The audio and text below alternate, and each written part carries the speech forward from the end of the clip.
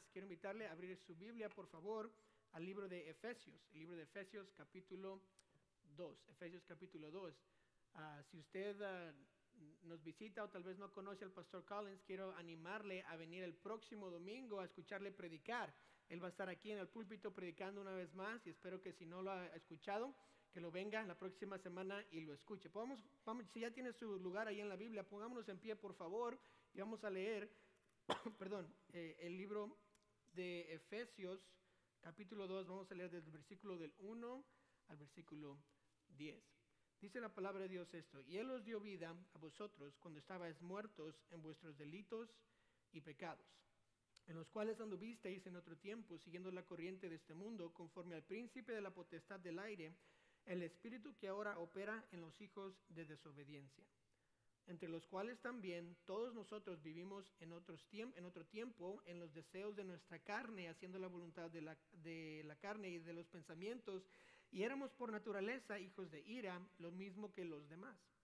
Pero Dios, que rico en misericordia, por su gran amor con que nos amó, aun estando nosotros muertos en pecados, nos dio vida juntamente con Cristo. Por gracia sois salvos. Y juntamente con Él nos resucitó y asimismo nos hizo sentar en los lugares celestiales con Cristo Jesús, para mostrar en los siglos venideros las abundantes riquezas de su gracia en su bondad para con nosotros en Cristo Jesús. Porque por gracia sois salvos, por medio de la fe, y eso no de vosotros, pues es don de Dios, no por obras, para que nadie se gloríe. Porque somos hechura suya, creados en Cristo Jesús para buenas obras, las cuales Dios preparó de antemano para que anduviésemos en ellas. Esta mañana quiero predicar un sermón titulado Cambiado. Vamos a orar. Señor, bendice la lectura de tu palabra. Te pido que ahora uses mis palabras, uses lo que yo voy a decir para que pueda traerte honra a ti. Te pido que ahora que tu Espíritu Santo nos empiece a convencer de tal vez pecado que tenemos, a cosas que debemos cambiar en nuestras vidas. Te pido que estés con nuestros pastores mientras están fuera, protégelos, tráelos con bien de regreso, en nombre de Cristo Jesús. Amén. Pueden tomar asiento. Gracias por ponerse en pie. A Dios le gusta cambiar vidas. Si usted estudia la Biblia, va a ver cómo es que Dios cambia vidas desde el principio hasta el fin. Pienso yo en Nabucodonosor, un rey impío de Babilonia. Los primeros 5 capítulos de Daniel, él es un mal rey, un rey perverso, malvado, matando a personas, haciendo cosas que no debía hacer. Pero ya al final del capítulo 6 vemos cómo es que Nabucodonosor reconoce a Dios como el único Dios y le adora. Cambió la vida de impío a creyente. Moisés era un pastor de ovejas, tartamudo, un asesino. Estaba en el desierto no haciendo nada. Dios le llama a predicar, le llama a ser el líder de su pueblo y empieza a tartamudear y dice: Señor, no puedo. Y Dios lo cambia, lo transforma completamente, y es uno de los líderes que nosotros conocemos más buenos en el Antiguo Testamento. Pensamos en Jacob. Él era un estafador. Toda su vida él estafaba gente, estafó a su papá, estafó a su tío. Y cada vez que quería hacer cosas, las hacía no tan buenas, no honestamente. Pero Dios lo convierte de un estafador a un príncipe y lo hace el padre de la nación de Israel. Pienso en David. David era un pastor de ovejas. Iba a decir jóvenes porque más o menos se parecen, ¿verdad? Ovejas y jóvenes son iguales. Pero un pastor de ovejas. Y él estaba nada más haciendo su tarea, cuidando las ovejas, y Dios lo toma de ser pastor de ovejas a ser rey de Israel. Pablo, en el Nuevo Testamento, él es un asesino, un perseguidor de la iglesia, alguien quien quiere ver a las personas de Dios muertas con tanto celo. Dios lo toma y lo transforma completamente y lo hace un apóstol del evangelio, y él escribió 13 de los libros del Nuevo Testamento que nosotros tenemos en nuestra Biblia. Pedro era un pescador. Solo un pescador, y Dios le dice: te voy a hacer pescador de hombres, y lo cambia. Mateo era un colector de impuestos. Qué trabajo tan más deseado por todos, ¿verdad? Colectar impuestos. Y Jesús agarra a Mateo y lo transforma de un colector de impuestos a un dador de las buenas nuevas. Transforma completamente su vida. Parece ser que cada vez que vemos una historia en la Biblia, vemos cómo es que Dios toma a alguien que no puede hacer algo y le da su poder para que entonces él pueda hacer otra cosa, o pueda cambiar, o pueda ser una persona creyente. Vemos cómo el poder de Dios obra tal vez en estas personas que no eran nada y las hace un héroe de la fe, un héroe que nosotros podemos ver y aprender de aquella persona. Dios nos ha permitido ver cambios grandes también en miembros de esta iglesia. La mayoría de los que vienen aquí a la iglesia fueron alcanzados por la iglesia bautista de Lancaster. Yo conozco personas que solían ser drogadictos y ya no lo son. Aquí en la iglesia hay personas que solían ser borrachos y ya no lo son. Hay personas que solían ser pandilleros y ya no lo son. Mujeriegos y ya no lo son. Iracundos y ya no lo son. ¿Por qué? Porque el poder de Dios tomó a una persona que no podía, le dio el Espíritu Santo de Dios, aceptó a Cristo y ahora es una persona cambiada, diferente y puede ser usada por el Señor en su vida. Cada uno de nosotros Dios nos ha transformado. Y en la vida de muchos aquí Dios le ha transformado a usted también. Usted puede ser el testigo del poder de Dios en el cambio de una persona. Dios puede transformar su vida también. Si usted vino y está atado o dice yo nunca puedo cambiar, eso es una mentira. Dios le puede cambiar, es un experto en cambiar a las personas. Una pregunta simple, ¿usted está contento en dónde se encuentra su vida? ¿Está feliz donde está? Si no, Dios le puede llevar a una mejor vida, a un mejor lugar. El cambio sucede igual en todos. No importa cuál sea el pecado, no importa qué sea lo que nos está atando, lo que nos impide el cambio, no importa cuál vicio de que quiere deshacerse, qué hábito tiene, Dios cambia de la misma manera a todos. El poder de Dios es igual. Queremos ver entonces de qué nos cambió, a qué nos cambió, para qué nos cambió. Si usted ya es salvo, usted ya ha sido cambiado, pero ¿para qué? Y si no, quiero que note esta mañana el cambio que Dios quiere dar y también el razonamiento de este cambio. Note que el cambio viene porque estamos primeramente estamos muertos en pecados. Note el versículo del 1 al 3.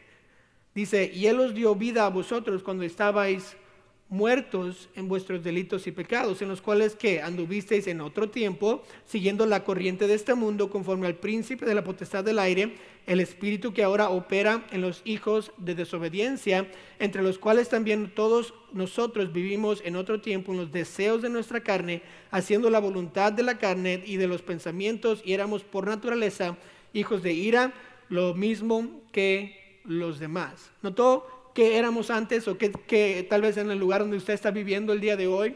La Biblia dice en el versículo 1 de muertos, estamos muertos en pecado. Estamos muertos porque pecamos. El pecado nos trae la muerte. Nuestro pecado nos lleva a ese destino no favorable que se le llama la muerte. Romanos 5:12 lo explica. Por tanto, como el pecado entró al mundo por un hombre y por el pecado la muerte, así la muerte pasó a todos los hombres por cuanto todos pecaron. Entonces, el pecado nos lleva a la muerte y estamos muertos en nuestros pecados. Es como una sentencia. No podemos deshacernos de la penalidad del pecado. Tenemos que cumplir con la sentencia que el pecado nos ha dado y esa sentencia es la muerte. Romanos 6:20 lo explica así, porque cuando erais esclavos del pecado, erais libres acerca de la justicia. Perdón, pero ¿qué fruto tenéis de aquellas cosas de las cuales ahora os avergonzáis? Porque el fin de ellas es muerte, hablando del pecado. El pecado nos lleva al fin que es la muerte, y no nada más la muerte física, pero la muerte espiritual. La muerte que no nos deja ir al cielo, sino nos va a llevar al infierno. Otras veces la Biblia lo describe como que si somos esclavos del pecado, ¿verdad? Lo vimos en el versículo 20, note Romanos 6:16. ¿No sabes que si os sometéis a alguien como esclavos para obedecerle, sois esclavos de aquel que obedecéis, sea del pecado para muerte o sea de la obediencia para justicia? Entonces, cuando estamos pecando, la Biblia describe que nosotros estamos en esclavitud, estamos atados, no podemos salirnos de ese hábito, de ese vicio, de esos malos pensamientos, no salen de mi boca, de mi boca o de mi mente. ¿Por qué? Porque estoy atado, soy esclavo a ellos. Ahora, ¿por qué estamos atados al pecado? O sea, ¿cuál es la razón? Note que el versículo 2 nos da algunas de las razones de esto. Note que en las que anduvisteis en otro tiempo siguiendo que la corriente de este mundo. Entonces, una de las razones que estamos atados al pecado es por las corrientes del mundo. Por las corrientes del mundo. El mundo es muy poderoso. Y si usted piensa en una corriente, la corriente de un río es poderosa. No es así una cosita, es algo difícil, es algo duro a batallar contra ella. Yo tenía 7 años y mi papá nos llevó con la iglesia a un río. Y fuimos a este río y estamos divirtiéndonos mucho. Y yo estaba bien confiado. Cuando uno tiene 7 años piensa que es Superman, ¿verdad? Puede ser lo que sea, se puede tirar de 30 pies de altura y no le pasa nada. Yo estaba bien contento en el río. Y ya me confié y me dejé llevar por la corriente de este río. Ahora, yo no entendía muy bien qué era una corriente o qué hacía, pero este río me llevó hacia la orilla del río. Y en la orilla del río había muchos árboles que estaban obviamente creciendo por el agua que estaba ahí. Y yo estaba tan feliz y contento que ni siquiera me doy cuenta y la corriente me lleva debajo de un árbol que no se veía que había un hoyo, pensaba que era un tronco. No, era un hoyo que estaba debajo y me paró y estaba yo debajo del agua, debajo de un árbol, no sabiendo qué hacer. Y yo dije, ¿qué hago? Afortunadamente estaba divirtiéndome, entonces yo estaba así, ¿verdad? Y me meto debajo del hoyo y mi mano agarra el árbol. Y puedo entonces yo decir, estoy muriéndome, ok, y me levanto y me saco del hoyo y dije, wow, ya casi me muero. Y ahí aprendí qué hace una corriente, me lleva.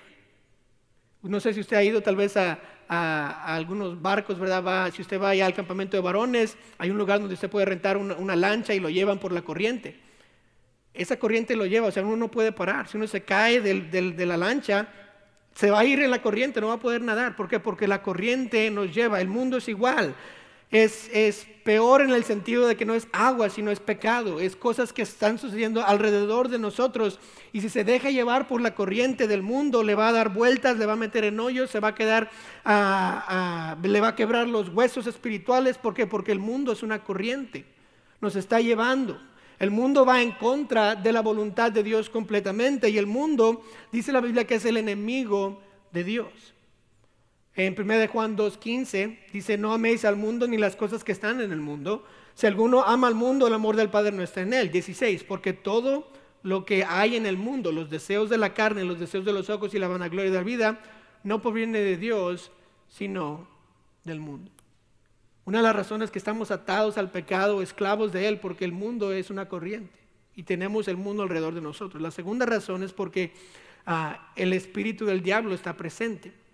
Nota el versículo 2, dice, en los cuales anduvisteis en otro tiempo siguiendo la corriente de este mundo, conforme al príncipe de la potestad del aire, el espíritu que ahora opera en los hijos de desobediencia. Ahora, aquí no dice el diablo, dice el príncipe de la potestad del aire, el espíritu que ahora opera en los hijos de desobediencia. Entonces hay que ver, ¿qué es el espíritu de la potestad del aire? ¿De quién está hablando? Pues Jesús habla y dice esto en Juan 14:30, no hablaré ya mucho con vosotros porque viene el príncipe de este mundo y él nada tiene en mí. Hablando de quién, de Satanás. Jesús está hablando, si no está hablando de él, que es el rey de los reyes, hablando del príncipe del mundo, está hablando de Satanás. Pablo da una referencia a esta potestad también en el libro de Efesios, en el capítulo 6, ahí en el versículo 11, dice, vestíos de toda la armadura de Dios para que podáis estar firmes contra las acechanzas del diablo. Note, porque no tenemos lucha contra sangre y carne, sino contra principados, contra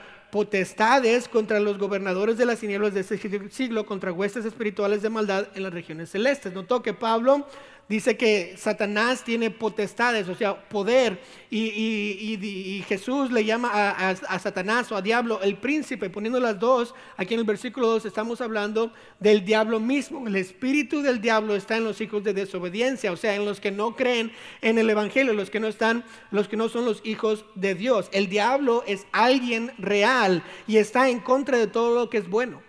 Él está en contra de todo por lo que Dios está a favor. Él está tratando de devorar y hacer que las personas no crean la verdad. Está tratando de desviarlos. 1 Pedro 5:8, sed sobrios y velad, porque vuestro adversario, el diablo, como león rugiente, está buscando a quien devorar. Él está activamente tratando de matar espiritualmente a las personas, ayudándoles a quedarse esclavas en sus pecados. Juan 8:44, vosotros sois de vuestro padre el diablo y los deseos de vuestro padre queréis hacer. Él ha sido homicida desde el principio y no ha permanecido en la verdad, porque no hay verdad en él. Todo habla, cuando habla mentira, de suyo habla, porque es mentiroso y padre de mentira. Cualquier mentira que usted dice, cualquier mentira que usted escucha, viene del diablo mismo.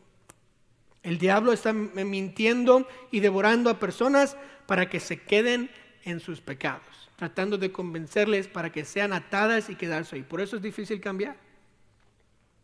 Por eso ese hábito, ese vicio, usted siente que está atrapado, porque tiene la corriente del mundo, porque tiene el espíritu del diablo. Y note la tercera razón: por los deseos de la carne. Por los deseos de la carne, versículo 3, entre los cuales también nosotros vivimos en otro tiempo en los deseos de nuestra carne, haciendo la voluntad de la carne y de los pensamientos, y éramos por naturaleza hijos de la ira. No solo tenemos que combatir contra el mundo, contra el diablo, pero también tenemos que combatir con nuestra propia carne. Hacemos lo que queremos, no lo que nos place. Todo el mundo nos dice, ¿verdad? Haz lo que te hace feliz, y nosotros no lo creemos, y entonces decimos, pues, ¿qué me hace feliz? Pues esto me gusta, entonces quiero hacer eso. Esos son los deseos de la carne, el vivir por el hoy, por el ahorita, por el placer que yo tengo. Mi carne en sí es pecaminosa. No busca lo espiritual. Tengo que hacer morir la carne todos los días. Es lo que Pablo decía en 1 Corintios 15:31. Decía, os aseguro, hermanos, por la gloria que de vosotros tengo en nuestro Señor Jesucristo, que cada día muero. Él estaba hablando de esta batalla que tenía contra su carne. Necesito morir. No estaba muriendo físicamente, pero estaba quitándole los deseos a su carne, activamente diciendo, yo no quiero servir a la carne. En Romanos 6, Pablo describe esta batalla que él tiene con la carne y que todos tenemos con la carne. Romanos 6:19, porque no hago el bien que quiero, sino el mal que no quiero. Eso hago.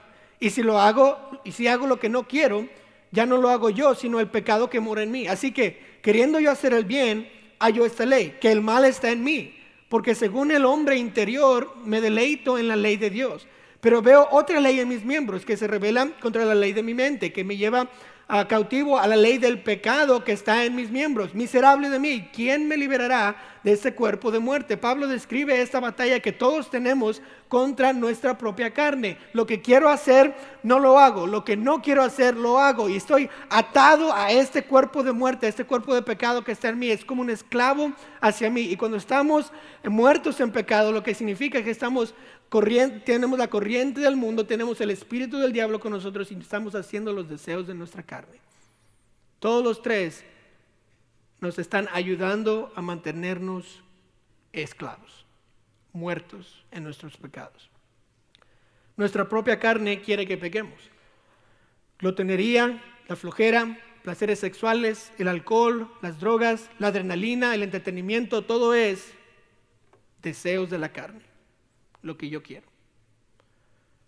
Ahora, está viviendo ahí usted, esclavo del pecado, no pudiendo salir, batallando contra el mundo, el diablo y su carne. No tiene que quedarse ahí. La Biblia nos las dio Dios no para que nos quite la esperanza y nos quite la diversión, sino para que veamos nuestra condición y que reconozcamos que hay algo más.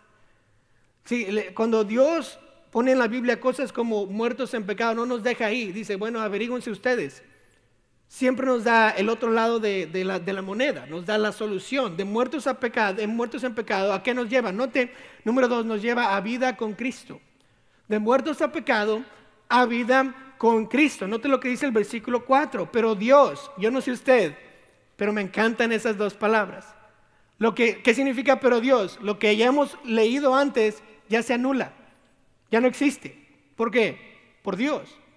Note lo que dice, pero Dios, que es rico en misericordia por su gran amor con que nos amó, aun estando nosotros muertos en pecado, ¿qué hizo? Nos dio vida juntamente con Cristo, por gracia sois salvos. Y juntamente con Él nos resucitó y asimismo nos hizo sentar en los lugares celestiales con Cristo Jesús. ¿Notó?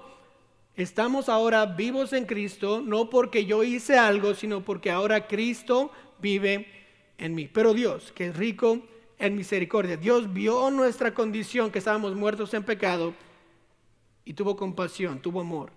Juan 3:16, de tal manera amó Dios al mundo que ha dado a su Hijo unigénito para que todo aquel que en él cree no se pierda, mas tenga vida eterna. Él tuvo amor. Él dijo, los veo en esa condición, no puedo dejarlos así. No puedo dejarlos que estén muertos en pecados, esclavos a este pecado. Necesito hacer algo. Y por el amor que Él tenía por nosotros, dio a su único Hijo Jesús. La Biblia dice que por su amor, que también por su misericordia, nos salvó. Tuvo misericordia. Tito 3:5 nos salvó no por obras de justicia que nosotros hubiéramos hecho, sino por su misericordia, por el lavamiento de la regeneración y por la renovación en el Espíritu Santo. Dios tuvo misericordia de usted y de mí, y ahora nos ofrece, nos da la salvación y podemos ser salvos. Nos dio vida en Cristo. Gálatas 2:20 lo dice así: con Cristo soy juntamente crucificado y ya no vivo yo, mas vive Cristo en mí. Y lo que ahora vivo en la carne, lo vivo en la fe del Hijo de Dios, el cual me amó y se entregó a sí mismo por mí. La vida que tenemos en Cristo viene porque Dios nos amó, porque Dios tuvo misericordia y ahora dio a su Hijo por nosotros. Yo no sé si usted se ha preguntado esto, pero yo siempre me he preguntado, ¿cuál es el ingrediente secreto del pollo KFC? ¿Se ha preguntado eso usted antes? Dicen que quiere el ingrediente, digo, el secreto o el original. Yo quiero, pues ¿qué hay? Bueno, empecé a averiguar. La receta de KFC para su receta secreta, el ingrediente secreto, contiene 11 ingredientes, pero está guardada no en una caja fuerte, en un cuarto fuerte. En un cuarto fuerte allá en donde están las headquarters de KFC. Paredes de cemento, sensores, códigos, o sea, puertas de hierro, de metal. O sea, es algo increíble donde está esta receta. Solo una persona en la compañía a la vez puede tener el código de ese cuarto. Si esa persona se muere, se acabó la receta. Solo una persona, porque esta receta es súper secreta. Está tan secreta que han contratado a 2 compañías para que hagan la mitad de la receta. O sea, le dieron la mitad a una, la mitad a otra, y ambas no pueden saber qué hace la otra. Entonces ellos ya que hacen la parte de la receta, la mandan a un lugar central y una computadora mezcla ambas recetas, o la media receta y la media receta, de tal manera que nadie sabe cuánta cantidad de qué va en dónde. ¿Por qué? Porque este es un secreto. Si usted se da cuenta de cuál es el secreto de KFC, le doy $1, ¿ok? Le doy $1 si me dice, pero es algo tremendo. Y todos, la diferencia del sabor de KFC está en la receta secreta. Cristo es la diferencia en la vida de una persona cambiada. Y Cristo no es un secreto. Todos tienen acceso a Cristo. Él murió por todos. Él dio su vida por todos. El único que puede vencer al pecado es el que venció la muerte y el pecado y resucitó. ¿Y quién es ese? Pues solo Cristo pudo hacer eso. Mahoma no resucitó, Buda no resucitó, ningún papa ha resucitado de la muerte, solo Cristo ha resucitado de la muerte. Y porque Él ha resucitado de los muertos, Él es el único que nos puede librar de la esclavitud del pecado, nos puede librar de la muerte que viene por el pecado. Él pagó por nuestros pecados ahí en la cruz. Yo no vivo yo en mis fuerzas, sino en las fuerzas que Dios me da a través de Cristo. Por eso es que el cambio es verdadero cuando una persona acepta a Cristo en su corazón. No es temporal, es por siempre. Hechos 26:18 lo menciona así: para que abras sus ojos, para que se conviertan de las tinieblas a la luz y de la potestad de Satanás a Dios, para que reciban por la fe que es en mí perdón de pecados y herencia entre los santificados. Esa es la gran diferencia. Cristo nos cambia de tinieblas a luz, de pecados a vida, nos quita del ser hijos de Satanás, del diablo, a hijos de Dios. La diferencia. 2 Corintios 5:17, de modo que si alguna persona está en Cristo, nueva criatura es, las cosas viejas pasaron aquí, todas son hechas nuevas. Dios no nos hace diferentes, Él nos hace nuevos. Por eso el cambio sí funciona. Por eso una persona que ha aceptado a Cristo en su corazón y vive por el Espíritu puede cambiar y no regresa a donde estaba antes. ¿Por qué? Porque el poder de Cristo está en Él. Él nos cambió de muerte a vida. El cambio es real. Quiero que note ahí en sus notas, Romanos 6:6. Hablamos de esto. Dice, sabiendo esto, que nuestro viejo hombre fue crucificado juntamente con Él, para que el cuerpo del pecado sea destruido, a fin de que no sirvamos más al pecado. Porque el que ha muerto ha sido justificado del pecado. Y si morimos con Cristo, creemos que también viviremos con Él, sabiendo que Cristo, habiendo resucitado de los muertos, ya no muere. La muerte no se enseñorea más de Él, porque en cuanto murió, el pecado murió una vez por todas, mas en cuanto vive, para Dios vive. Así también vosotros consideraos muertos al pecado, pero vivos para Dios en Cristo Jesús, Señor nuestro. Por eso podemos vivir vidas llenas, vidas abundantes, vidas que son cambiadas, porque Cristo venció la muerte y el pecado. Y cuando yo lo acepto a Él, Él me da su poder, su victoria. Ya no estoy encadenado al pecado, ya no vivo obediente a mi carne y el diablo no se enseñorea de mí. Estoy libre. ¿Por qué? Porque Cristo está en mí. Cristo me da el poder para vencer. Romanos 8:37, antes que en todas estas cosas somos más que vencedores por medio de aquel que nos amó. ¿Quién es el que nos amó? Cristo. Somos más que vencedores. Podemos cambiar, podemos ser diferentes. ¿Por qué haría Dios algo así? ¿No se ha preguntado? ¿Por qué Dios no nos permitiría obrar para recibir la salvación, sino nada más aceptar a Cristo, dejar que su único hijo muriera en la cruz por nosotros? ¿Por qué? Note que esto nos lleva de muerte en pecados a vida con Cristo para la gloria de Dios. Note el versículo 7. Para mostrar en los siglos venideros las abundantes riquezas de su gracia, en su bondad para con nosotros en Cristo Jesús. Porque por gracia sois salvos por medio de la fe, y eso no de vosotros, pues es don de Dios, no por obras, para que nadie se gloríe, porque somos hechura suya, creados en Cristo Jesús para buenas obras, las cuales Dios preparó de antemano para que anduviésemos en ellas. Este cambio sucede. Este es el cambio que sucede en personas. Solo demuestra qué tan amoroso y qué tan misericordioso y bueno es Dios. Él recibe toda la gloria por ese cambio. Usted nunca va a poder decir, es que yo hice esto, por eso ahora soy diferente. Por eso soy nuevo. Nunca. El versículo 9 lo dice claramente, no es por obras, para que nadie se gloríe. Dios quiere recibir la gloria por todo eso. Es la gracia de Dios que nos salva. No lo merecemos. No, Dios no está ahí escogiendo que tú mereces, tú no mereces. Tú eres bien pecador, tú no mereces nada. No, Él ya dijo a todos. La gracia de Dios es la que nos salva. Cuando una persona acepta a Jesús como Salvador, recibe el don que Dios da, y ese es el don de la vida eterna. Y todo lo hace para la gloria de Dios. Usted nunca va a poder recibir gloria por la salvación. Ese cambio que quiere tanto usted no va a poder decir, mira lo que yo hice. Va a tener que decir, mira lo que Dios hizo en mí.